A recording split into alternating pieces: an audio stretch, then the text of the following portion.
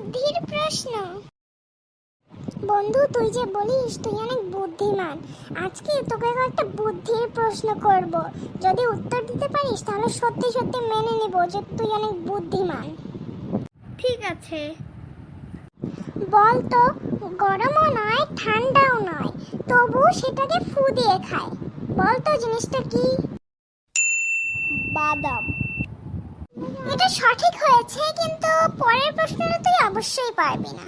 আগে তুই বল তো প্রশ্নটা। আচ্ছা, দেখাই যাক।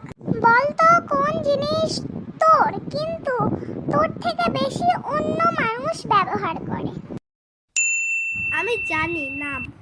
আরে তুই তো সবই পেরে যাচ্ছিস। এবার তৃতীয় নাম্বার প্রশ্ন। অল্প বয়সে লম্বা থাকলেও বয়স বাড়ার সাথে সাথে ছোট হয়ে যায়, বল তো সেটা কি? মোমবাতি। সঠিক উত্তর। বল তো, সাজালেও সাজে, বাজালেও বাজে, রান্নাও সেই কাজে। মাটির হাঁড়ি। আরে তুই তো সব প্রশ্নের উত্তরই পেয়ে গেলি, মানে তোর সত্যি অনেক বুদ্ধি।